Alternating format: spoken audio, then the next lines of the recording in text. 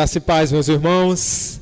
Que alegria poder estar aqui trazendo essa mensagem à UPA, ao MP, aos irmãos que estão nos visitando, aos irmãos que estão em seus lares ou nos acompanhando pelo canal no YouTube. Foi nos dada a missão de trazer um estudo baseado no capítulo de um livro que a UPA está vendo durante esse ano. Alguém está com esse livro? Não sei se algum adolescente está com esse livro. Jerry Bridges, né? O de Bridges, eu não sei. Como é que vocês chamam ele? Me digam aí. Falando sobre a nossa identidade cristã.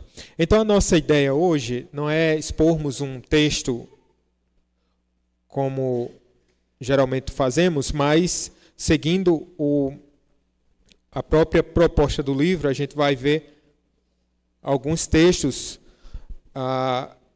com algumas abordagens aqui. Alguns desses textos já foram lidos aqui, 2 Coríntios 5,17. Nós vimos também Romanos capítulo 6, então nós vamos certamente passar por esses textos, tá bom, meus irmãos? Peço só um pouquinho de paciência, nós vamos ter a projeção. Não sei se eu controlo aqui. Se já está valendo?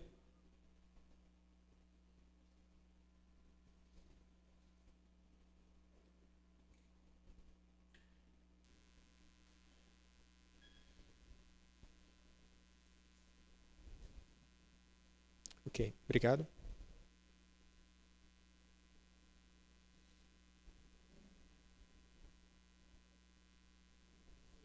Pois bem, esse é o tema, tá bom? Sou nova criação. O nome do livro é Quem Sou Eu?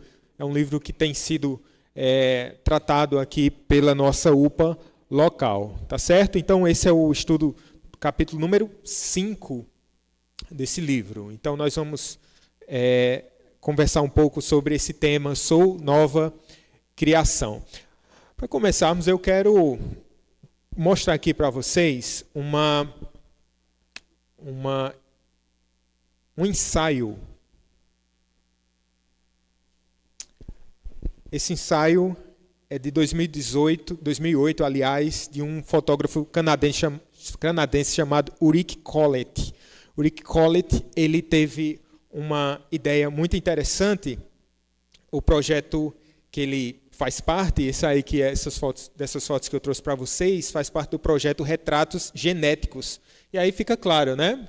Qual foi a proposta dele, ou não, talvez, consiste em juntar fotos do rosto de parentes próximos em uma só, salientando os traços hereditários. Então, aí, as legendas ficaram pequeninas ali, mas são fotos de pai com filho, irmãs gêmeas aqui embaixo, ali irmãos.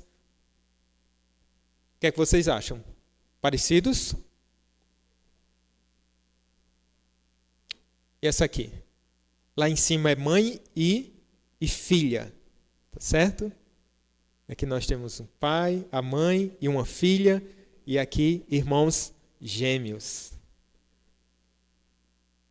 Agora, esse é um outro ensaio, não mais do Ulrich Collet, desse fotógrafo canadense, mas agora de um fotógrafo chamado François Brunel. Ele tem esse ensaio diferente, e o nome desse ensaio fotográfico é Eu Não Sou um Sósia. O que foi que ele fez? A abordagem dele é diferente porque ele procura pessoas que têm traços semelhantes, mas que não têm laços consanguíneos, ou seja, não fazem parte da mesma família. Então ele capturou pelo menos 250 pares, né, que há essa semelhança física, essa semelhança de traços, tá bom? Veja só, são pessoas que, assim, totalmente desconhecidas umas das outras, tá bom? Se juntaram somente para um ensaio. E aí? Se parecem?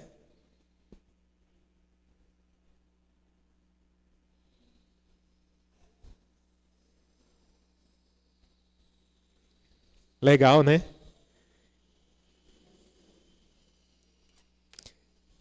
E a pergunta é, você se parece com alguém? Você se parece com alguém? Você certamente tem traços semelhantes ou parecidos com com o seu pai, com a sua mãe. Heitor mesmo falou comigo hoje, porque alguém disse que Heitor é a minha cara. E eu lamento todas as vezes que dizem isso. E eu quero dizer que o importante é saúde. Mas fico feliz quando dizem que parece com a mãe. E ele chama a atenção dele porque ele disse, pai, tem gente que diz que eu pareço com o Senhor e tem gente que diz que eu pareço com a mamãe. Então, certamente você tem algum traço que lembra assim, o seu pai ou sua mãe ou seu avô. Gente, eu sou a cara do meu avô. Meu avô faleceu já há muitos anos. Eu me lembro do episódio, estava no velório dele, já faz muitos anos. E quando eu cheguei, as pessoas começaram a olhar para mim e começaram a ter vontade de chorar. Era a cara do avô, era a cara do avô, era a cara do avô. Nós trazemos traços também de caráter. Há traços físicos e há aqueles traços que você diz assim, eita, tem um olho puxado de alguém, tem um cabelo do outro, tem a cor da pele de fulano, ou talvez você se pareça muito com o seu irmão, com a sua irmã. E é interessante que às vezes a gente nem se parece, nem acha que é tão parecido assim, né? Mas aqui você é idêntico ao seu irmão ou à sua irmã. Mas há outro tipo de traços que são traços de caráter.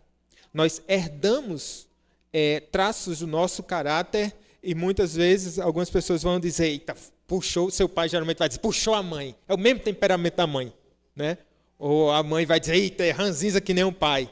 Ou é simpático que nem o avô. Então, a gente está sempre tendo esse traço também de caráter, de personalidade, para o bem ou para o mal. Nós vimos 2 ensaios aqui, distintos, tanto do Rick quanto do François, de pessoas que têm um traço direto, consanguíneo, e de pessoas que não tinham uma relação parental de fato. No entanto, se nós traçarmos uma linha, e se nós pegarmos assim uma gigante árvore genealógica, todos nós iremos chegar em um pai, Adão.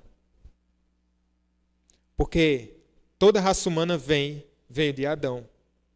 E temos traços de Adão, querendo você, entendendo você ou não, nós temos. Nós herdamos de Adão algo que nós não queríamos e não gostaríamos de herdar, e que nós não gostamos definitivamente, mas nós possuímos, que é o caráter caído do nosso pai, Adão. Isso nos coloca no mesmo pé de igualdade. Pessoas de raças distintas, pessoas com traços totalmente distintos, pessoas que vivem tão distantes, mas que não, talvez diga assim, eu não tenho nenhuma relação com Adão. É muito interessante quando pessoas dizem assim, eu não tenho nada a ver com Adão. Meu amigo, se você tem um umbigo, eu lembrei da aula do Perspectivas que nós tivemos, então esse umbigo mostra que tinha um cordão umbilical ligado à sua mãe, que por sua vez a sua mãe também tinha um cordão umbilical que era ligado à mãe dela, e se nós traçarmos essa linha, nós iremos chegar a Adão e Eva. Então, quando nós pensamos aqui que todos nós estamos ligados a uma união, uma união entre nós e Adão. Nós temos essa relação, e Oséias capítulo 6, verso 7, vai dizer assim, que eles transgrediram a aliança como Adão. Então nós também transgredimos a aliança como Adão. Adão representava uma raça, e com a queda de Adão, todos nós caímos. Com a queda de Adão e Eva, toda a raça humana, ela caiu também. E agora, a gente precisa pensar em algo. E aqui eu vou seguindo os pontos que são sugeridos no livro. A primeira coisa, um novo coração, um novo espírito. Sim, porque essa semelhança ela pode nos deixar assim, bem pessimistas. Por quê? Porque aos filhos de Adão está reservado uma pena, uma sentença inescapável. Por meio de Adão, todos nós herdamos a morte e a ira divina. Portanto, estamos debaixo da ira de Deus, estamos debaixo de pecado. Mas é aí que surge, meus irmãos, a importância do Evangelho, dessa boa nova. E o que essa boa nova nos diz? Que Jesus, ele tomou o nosso lugar para satisfazer a justiça de Deus. É porque a UMP não tem acompanhado, mas a UPA sabe, no capítulo 4, houve um teminha lá chamado herança, da paternidade divina. Nossa relação com Deus agora é uma relação diferente. É uma relação que foi mudada por meio do Senhor Jesus Cristo. O tema é adoção, melhor dizendo. Essa adoção nos faz entendermos que nós temos uma herança e um relacionamento com Deus. Essa adoção, ou seja, eu não fazia parte dessa família, mas agora eu fui inserido nessa família. Mas veja que é algo que nós herdamos, é graça. Como foi precioso aqui esses louvores, né? Quando cantamos sobre graça, tudo é graça, é maravilhosa graça. E é verdade, esse é o tema especial e preponderante no Evangelho. Mas também, esse relacionamento com Deus nos diz que nós somos transformados em uma pessoa diferente, em uma nova criação. Eis aí o texto de Ezequiel, está pequeno, mas diz assim: eu lhes darei um coração novo e porei dentro de vocês um espírito novo, tirarei de vocês o coração de pedra e lhes darei um coração de carne. Porei dentro de vocês o meu espírito e farei com que andem nos meus estatutos, guardem e observem os meus juízos. Qual é a marca de que alguém está em Cristo? É uma marca no coração. É algo interior. É uma transformação que ninguém é capaz de ver no primeiro momento. É claro que os frutos eles ficam evidentes. É uma cirurgia na alma. Eu vi nesses dias uma reportagem que falava sobre uma cirurgia fetal ou intrauterina extraordinária. A criança que tinha sido diagnosticada já com enfermidade e aí já antes propriamente do seu nascimento, ela já é submetida a uma cirurgia. Conosco, irmãos, nós já nascemos doentes. Nós já nascemos alienados do Senhor. Davi vai dizer que em pecado me concebeu minha mãe. O fruto do pecado já nasce em nós já herdamos esse pecado original, que é passado a todos nós. E aí vem uma solução. Deus provê uma solução para esse mal tenebroso. Através de quem? Através do nascimento de um bebê totalmente saudável, nascido de mulher, concebido pelo Espírito Santo, sem pecado, mas que sofreu a maldição da lei em nosso lugar. Isaías vai dizer que ele foi ferido de Deus, tendo sido entregue à morte. Então veja que essa relação com Adão, ela tem um rompimento. Ora, por meio de Adão eu herdo o pecado, a morte, a condenação, a ira e o juízo justo desse Deus que é santo, desse Deus que é totalmente santo.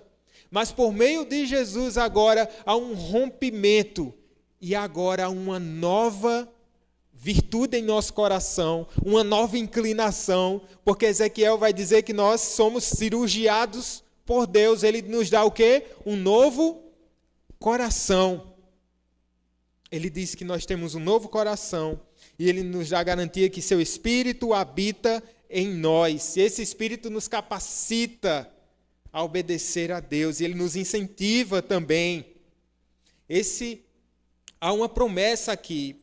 O final dessa promessa está posta no futuro. Mas no presente ela já é uma realidade. Veja, ainda aqui e ali o pecado ele ainda nos atormenta. Ele ainda nos tenta. Mas há uma promessa aqui, você já tem um novo coração e uma nova natureza e você há de desfrutar da plenitude da santidade no futuro, mas esse futuro já pertence a essa realidade presente a partir do momento que nós passamos a fazer parte do reino de Deus e agora nós temos um novo coração. Para se tornar cristão, você não é meramente uma mudança de linguajar, não é somente uma mudança de roupa, não é somente uma mudança de costumes, não é somente você que era uma pessoa totalmente rude ou mal educada e que não lavava os pratos e agora você consegue ser mais solidário em sua casa. Todas essas coisas podem vir como consequência desse novo nascimento, mas esse não é o ponto de partida. Porque, veja, nós podemos passar por uma experiência de transformação meramente externa. Há tantos profissionais hoje que podem lhe ajudar a você se tornar uma pessoa melhor. Mas só o Espírito Santo pode lhe capacitar a ser semelhante a Cristo Jesus. Então é uma obra do coração. Portanto, por isso 2 Coríntios 5,17 vai dizer que nós, portanto, se alguém está em Cristo, é o quê? Portanto, vamos ler juntos? Portanto, se alguém está em Cristo, é nova criação. As coisas antigas já passaram, eis que surgiram coisas novas. Essa já perceba, é a realidade presente. Portanto, se alguém está em Cristo, é uma condição, é uma união com Cristo. Você já é uma nova criação. Algumas traduções vão dizer nova criatura, mas aqui é uma nova criação, porque você faz parte de fato e de verdade de uma nova criação. As coisas antigas já passaram, a antiga criação ficou para trás, e eis que surgiram coisas novas. É aí que há um rompimento, o corte desse cordão umbilical, que agora não me liga mais diretamente a Adão no que diz respeito à condenação que vai recair, o que recai sobre os filhos da perversidade, mas agora a minha união com Cristo é espiritual e isso muda o meu passado, isso muda o meu presente e isso muda também o meu futuro. Por quê? Porque agora, irmãos, eu posso olhar para o passado sem culpa, sem pesar e saber que as coisas antigas já passaram e que elas não têm mais poder para me condenar.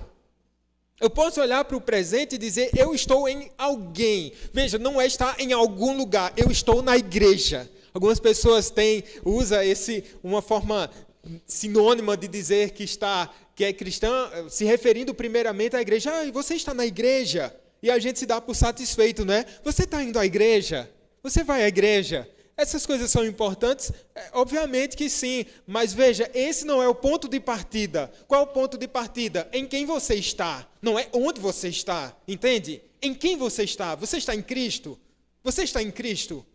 Você está no Filho de Deus? Essa é a sua relação com Ele? Esse é o ponto primordial, não é se você está na UPA, não é se você pertence ao MP, é se você está em Cristo Jesus. É isso que faz toda a diferença. Esse texto de Corinto, ele vai nos mostrar muito mais uma posição em relação a Jesus. Eu estou nele. Agora eu não pertenço mais à raça caída, mas agora aos filhos redimidos. Essa é uma doutrina interessante que trata sobre a união com Cristo. Somente por meio de nossa união com Ele é que podemos nos tornar nova criação. Perceba que essa é uma mudança, meus irmãos, radical. É mais do que uma mudança provocada por procedimentos estéticos, por assim dizer.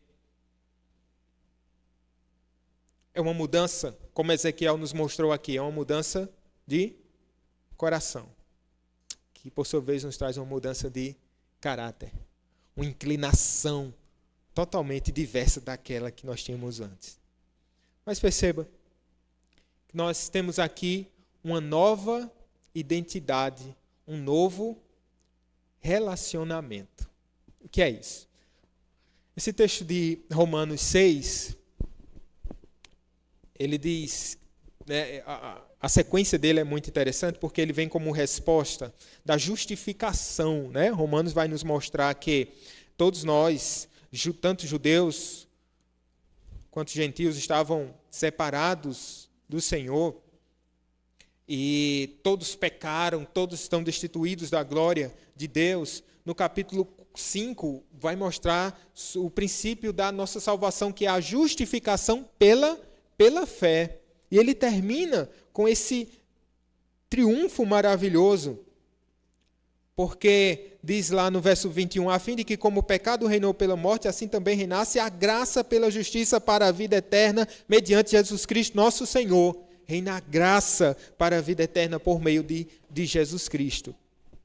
E aí, Romanos, Paulo vai usar um artifício extraordinário em Romanos, que ele vai ter um diálogo fictício, né? Vai haver ali uma pergunta de um interlocutor e uma resposta. Então ele vai usar Romanos assim, com perguntas e respostas. Aí olha a pergunta que ele lança. Não seria a pergunta que nós lançaríamos, que muitas vezes nós lançamos, sobre toda essa, como é que fica essa coisa de ser salvo pela graça, e quer dizer que eu posso viver de qualquer forma, de qualquer maneira. E aí ele vai dizer, que diremos então? Como se dissesse assim, você está pensando nisso, eu já vou lhe dar a resposta. Que diremos então? Continuaremos no pecado para que a graça aumente ainda mais? De modo nenhum. De modo nenhum. Está lá, né, o versículo? Como viveremos ainda no pecado, nós que já morremos para ele? Veja a profundidade do que acontece conosco. Uma morte. Morremos com Cristo Jesus e ressuscitamos com Ele. Aí no versículo 6, ele vai dizer, sabendo isto, que a nossa velha natureza foi crucificada com Ele. Veja, ele usa a expressão de morte, agora ele usa a expressão de quê? De crucificação, para que o corpo do pecado seja destruído e não sejamos mais escravos do pecado. A expressão escravos do pecado vem justamente ratificar o que o próprio Senhor Jesus já havia falado em João. Aquele que comete pecado é escravo do pecado. Porque, de fato, ele nos escraviza. Por isso é muito sério essa questão de você brincar com o pecado. Não, eu vou fazer isso e na hora que eu quiser eu largo. Ele não vai te largar. Não, é só um tempinho aqui. Ou é só nas férias. Ou é só no final de semana.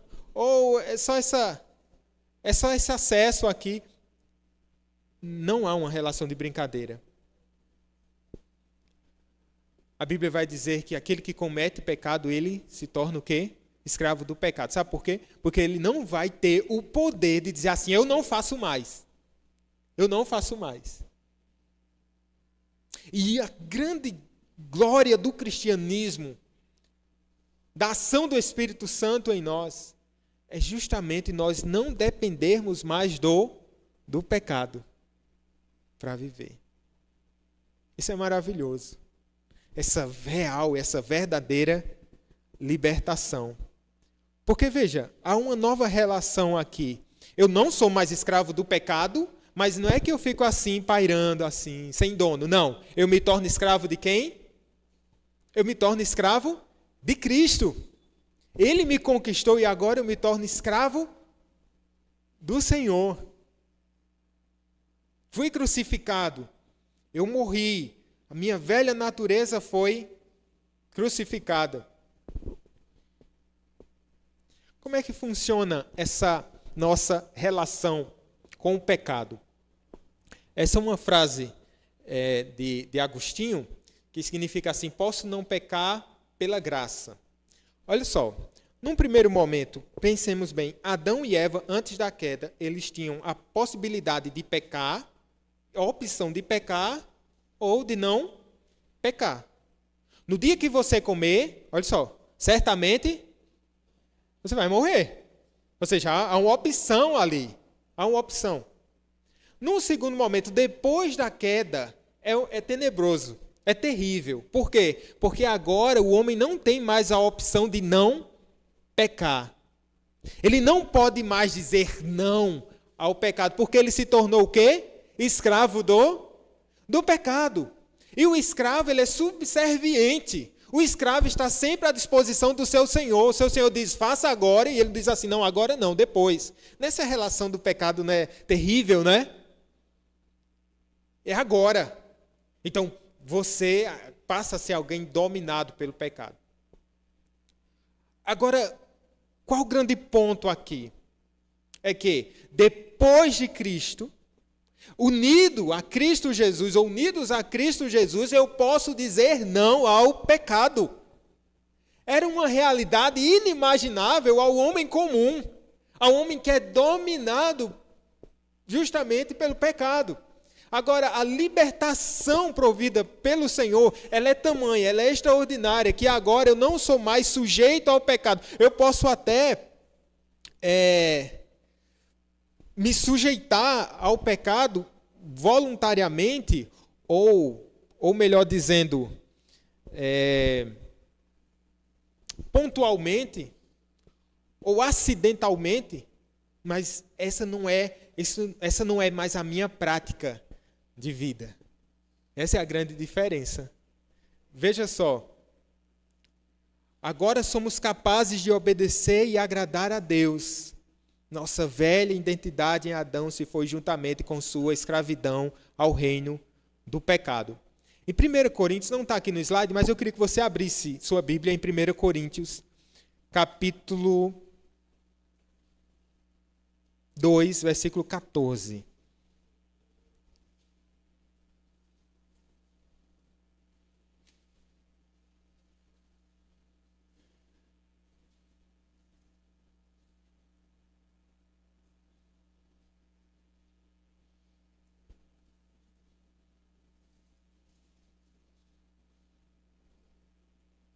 Primeiro Coríntios 2,14. Vamos ler juntos? Diz assim: ora, o homem natural não aceita as coisas do Espírito de Deus, porque eles são loucura, e não pode entendê-las, porque elas se discernem espiritualmente. Que homem natural é esse? É aquele que não está sob o domínio do Espírito. Ele não compreende as coisas do Espírito. Ele não tem esse discernimento. Então, o certo para ele é algo louco. Porque se um jovem da nossa época, e você deve ter essa experiência, entendendo e percebendo a forma como você vive, diz assim, por que você não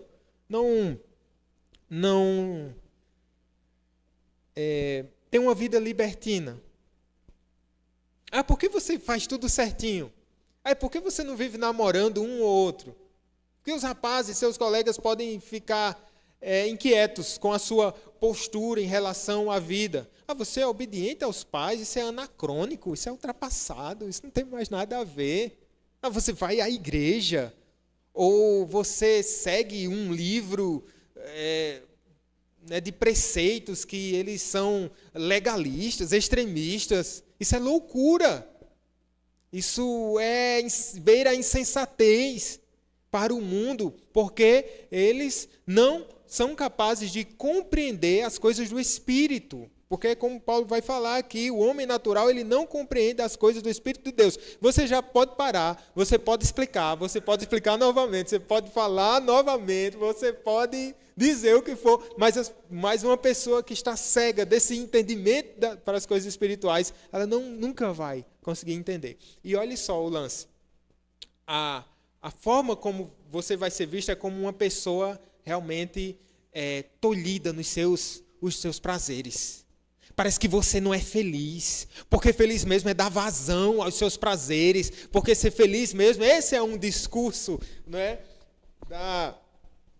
Mundano. Esse é um discurso diabólico.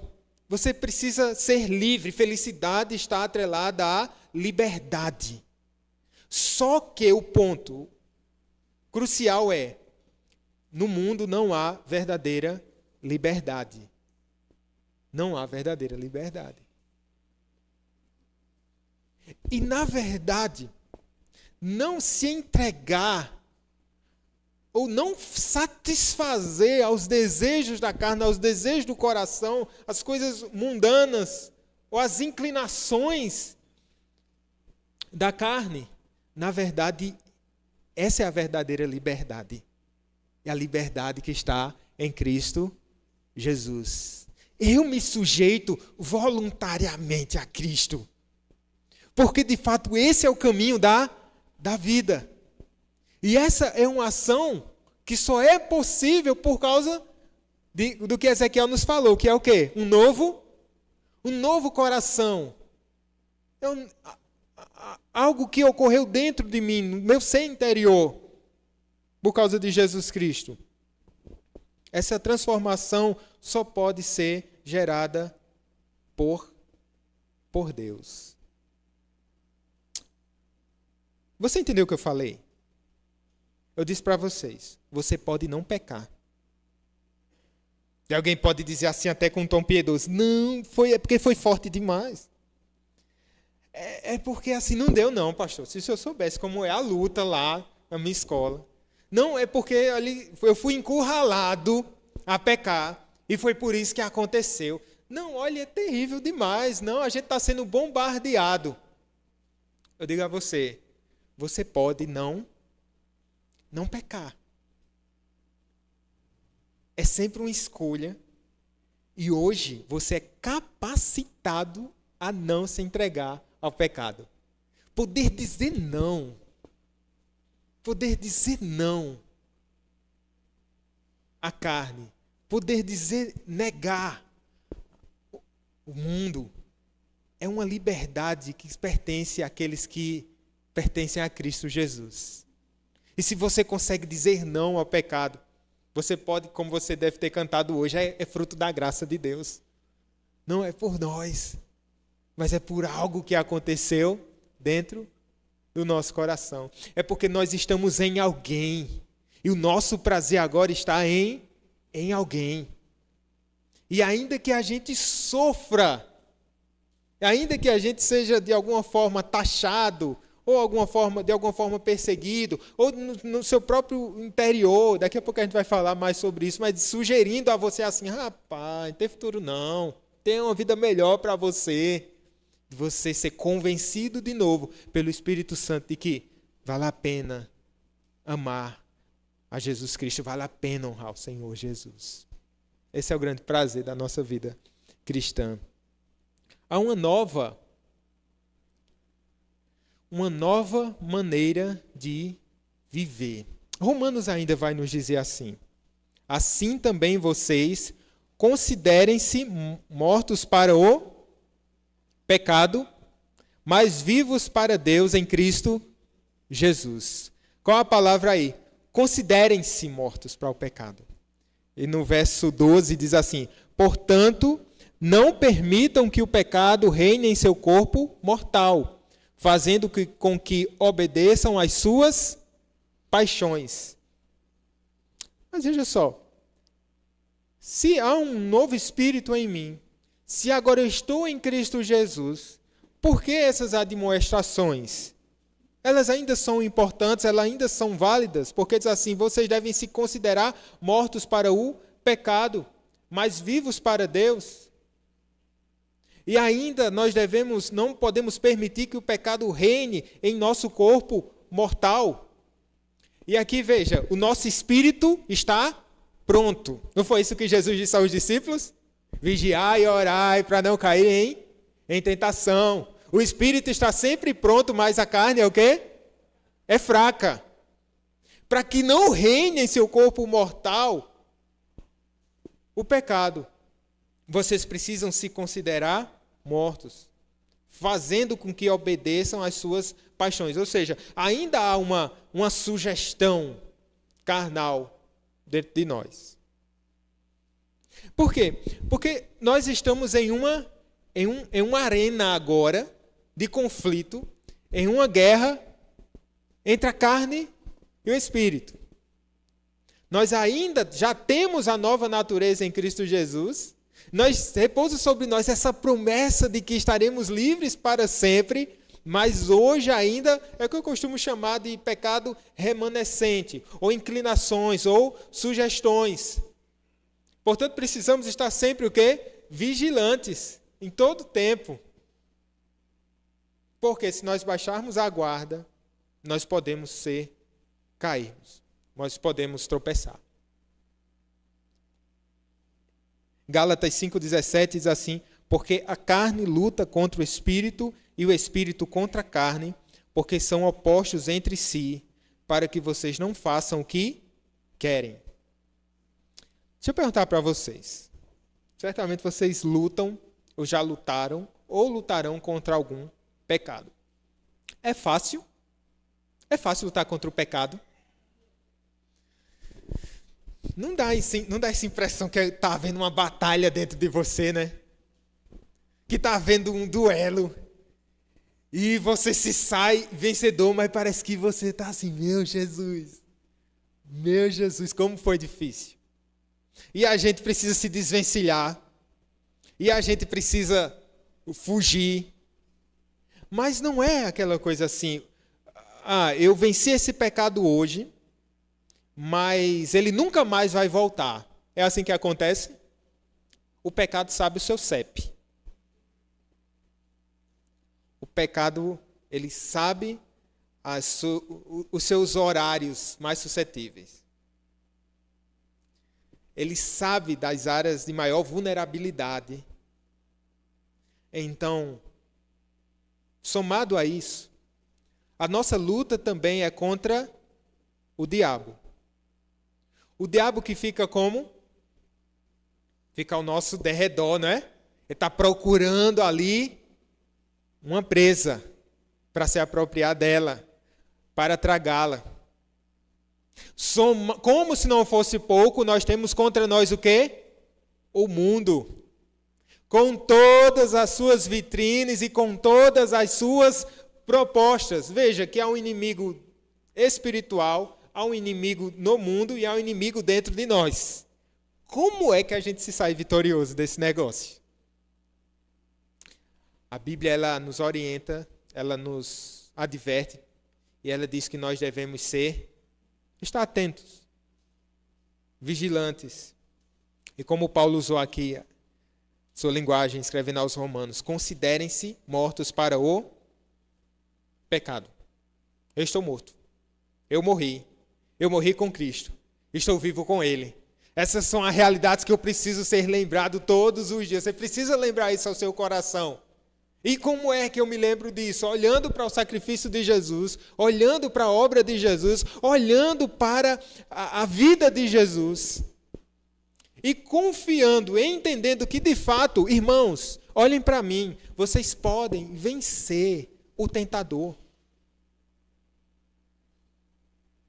Não foi isso que o apóstolo João falou na sua carta? Jovens, eu escolhi vocês porque vocês são fortes.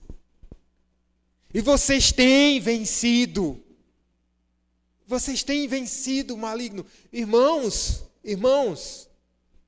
eu não sei quais os pecados tentam lhe convencer de que você não pode mais servir a Cristo. Ou algum atoleiro que lhe diga assim, eu não vou conseguir mais caminhar, é mais forte do que eu. Cristo, Jesus, ele venceu a morte para lhe dar vitória sobre o pecado. Agora eu digo para você, se você achar que vai ser uma batalha fácil, você vai se dar mal. Mas se você se munir, se você se utilizar de todas as ferramentas que o Senhor Deus lhe oferece, você vai poder sagrar-se vitorioso em Cristo Jesus. Quais são essas ferramentas? Parece repetitivo, mas a palavra de Deus, ela é indispensável.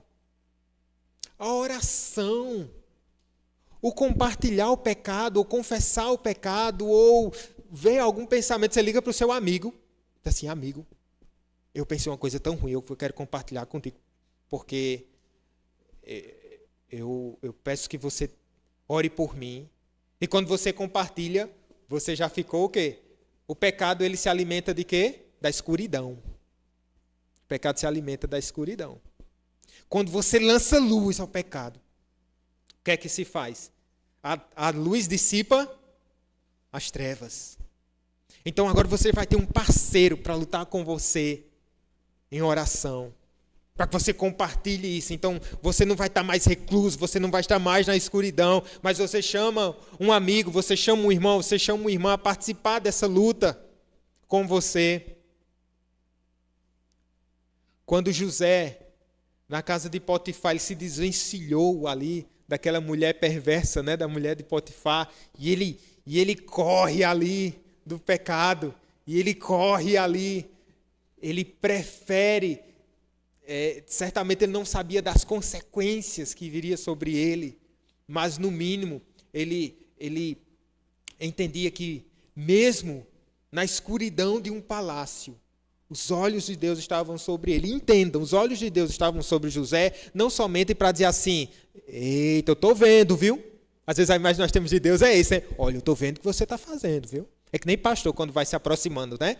Os jovens vão mudando a conversa, os adolescentes vão... Vocês fazem isso não, aqui no Catolé não existe isso não. Mas não é só isso, irmãos. Jesus está olhando para nós, tendo compaixão de nós. Porque Ele sabe o que é ser tentado, entende? Ele sabe que a nossa natureza, ela ainda está sendo santificada. E por isso você pode recorrer ao Senhor, dizer, Senhor, Tu sabes, Senhor, Deus, da minha vida, do meu coração. Deus, tem misericórdia de mim, me dá pés velozes aqui, o temor do Senhor. E veja, os olhos do Senhor não estão somente de maneira inescrutável, procurando, caçando pecados, porque isso é fácil demais achar. Mas a sua mão está sobre nós para nos resgatar.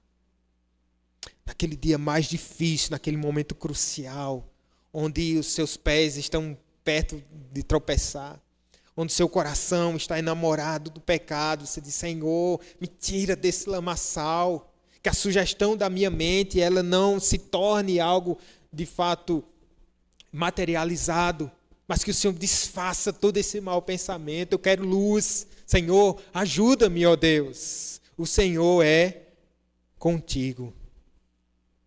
O Senhor é contigo. Somente na eternidade será impossível pecarmos, mas agora é sempre possível não pecarmos em resposta a tentações específicas. Como eu falei para vocês, podemos escolher pecar, e com frequência escolhemos pecar, são palavras do autor do livro, mas não temos necessariamente de pecar. Nós não temos pecar. Nós podemos nos desvencilhar do pecado, podemos fugir. Mas veja, deixa eu ver se foi essa frase. Não li ainda. Deixa eu ler essa frase do Jerry. Embora tenhamos sido libertos da absoluta escravidão do pecado, não fomos libertos de sua presença ou influência. E enquanto o pecado estiver em nós, ele procurará recuperar seu domínio sobre nós. Ele diz mais, ainda que o pecado nunca consiga obter sucesso nessa tarefa, ele pode tornar a vida bem mais difícil, bem mais dolorosa e menos frutífera. Esse é o campo de batalha, irmãos. Ele procurará recuperar seu domínio sobre nós. Por quê? Porque ele perdeu domínio. Por quê? Porque ele perdeu espaço. Então, à frente dele, a sua batalha vai ser justamente por conquistar esse território perdido. E nós estamos em ambiente hostil ainda. Nós nos libertamos desse senhorio terrível, mas nós estamos ainda em território inimigo. Portanto, nós precisamos ainda dessa graça do Senhor.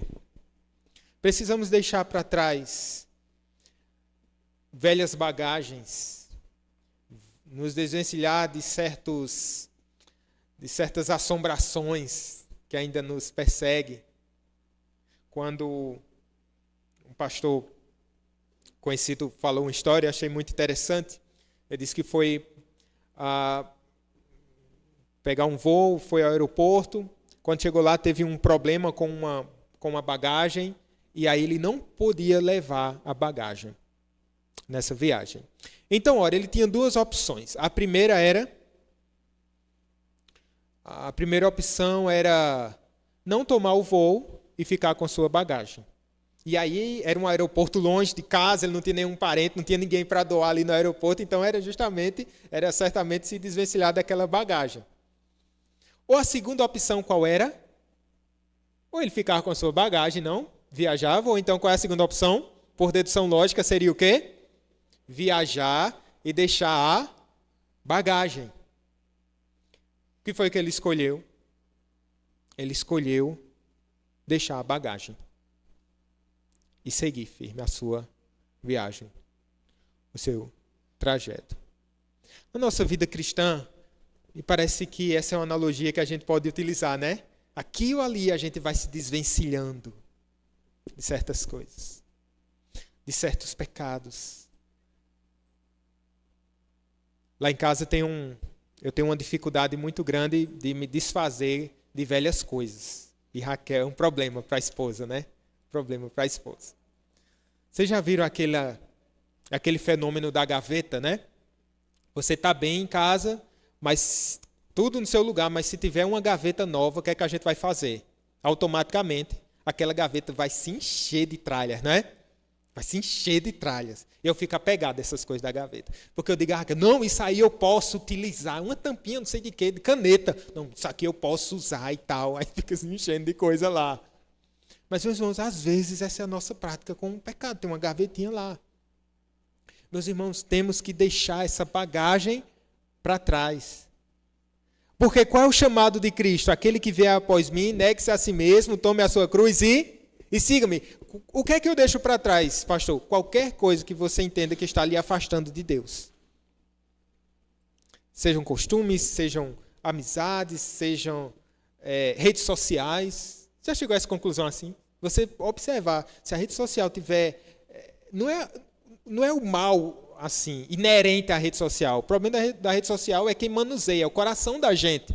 Mas veja, nós estamos numa guerra, né? Se você perceber que a rede social, que certos acessos têm lhe deixado numa situação muito difícil de se desvencilhar do pecado, meu irmão, lance fora tudo aquilo que lhe prende ou que tenta lhe levar ao tropeço. Simples assim. Nem tão simples assim. Mas é maravilhoso não estar preso ao pecado, nem à sugestão do pecado. E aqui a gente vai caminhando. Quando falhamos, o que é que a gente faz? Vocês já se sentiram assim? Nocauteado? Nocauteado. Porque essa falha, ela dói em nós. E por que ela dói em nós? E por que ela é benéfica? Eu quero lhe dizer que o entendimento de que falhamos é que nós temos um alvo estabelecido. E quando nós não alcançamos esse alvo, nós entendemos que nós não chegamos àquilo que nós queríamos, ao sucesso, no caso. Isso é bom.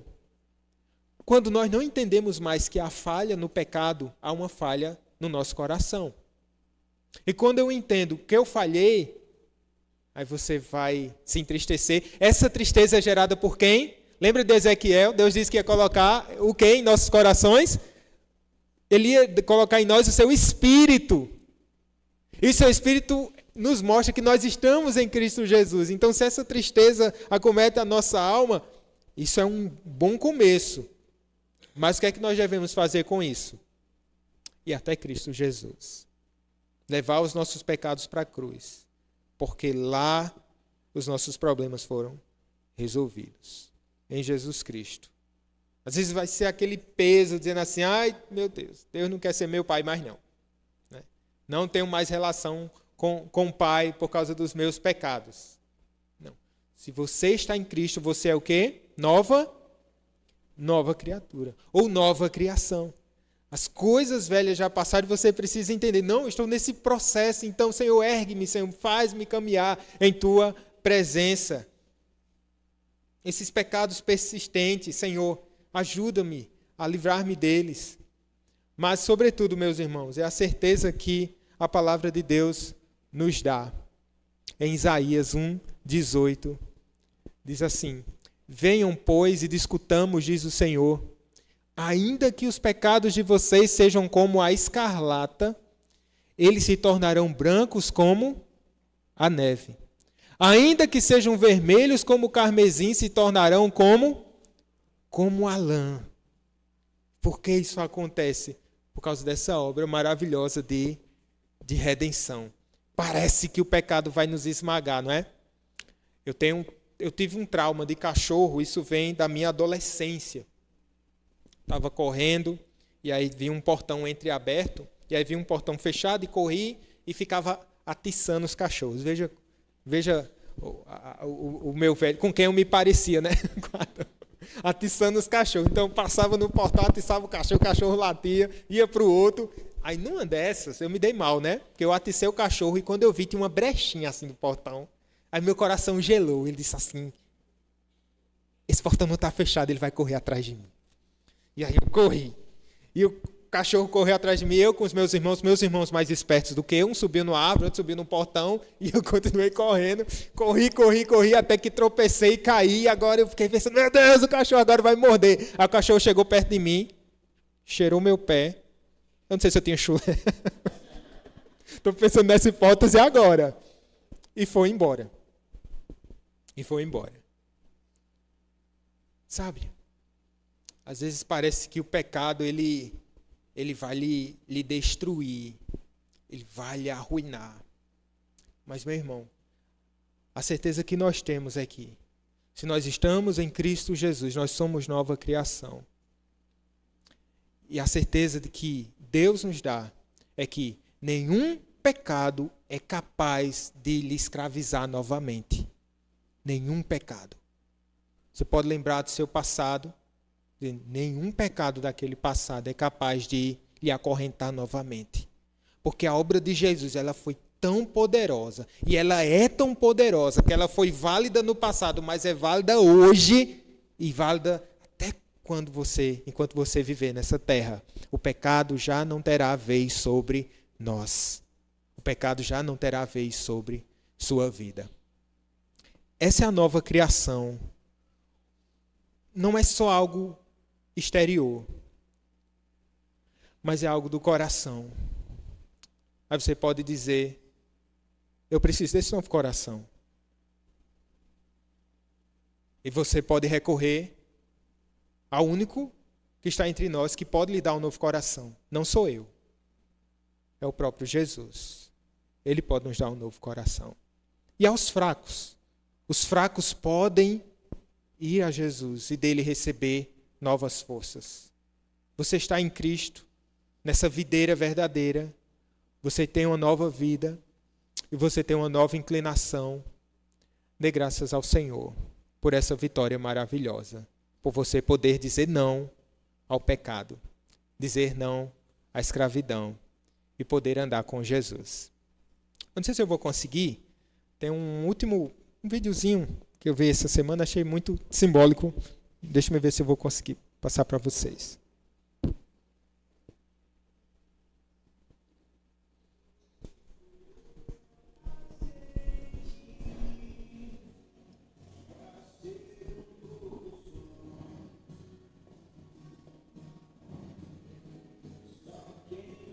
Conheceu doente, vê como estou melhor assim. O tempo vem, se você deixa vir. Eu acordei bem pouco tempo antes de dormir. Tivemos um dia quente, tão diferente de onde já está. Difícil de encarar de frente, tão fácil de gostar pra sempre. Onde eu passei. Esse vídeo de um irmão, achei interessante porque há uma transformação no coração da gente, não é? Talvez a gente não tenha tantas tatuagens e há tantos tatuados piedosos, é verdade. Mas às vezes é o nosso coração que está tão manchado assim pelo pecado e você diz assim: é impossível limpar isso aqui. É impossível se ser transformado. Talvez você olhe para o seu coração, você veja que seu coração está manchado, está uma bagunça. Você pode dizer: eu preciso de um novo coração. E Jesus, ele pode nos dar um novo coração. Ele pode transformar a nossa alma. Ele pode transformar a nossa vida. Talvez hoje seja um dia de você se abandonar. Abandonar a sua própria vida, seu próprio eu. Talvez você já tenha ouvido tantas e tantas vezes o Evangelho. Talvez você esteja frequentando a nossa igreja ou outra congregação há tanto tempo. Mas nunca o seu coração foi transformado. Você não sabe o que é ser transformado. E se você não sabe o que é ser transformado, eis aqui, irmãos, aquele que pode transformar corações. Cristo Jesus. Que tal experimentarmos essa obra que não é da carne, mas do próprio Espírito? Vamos orar?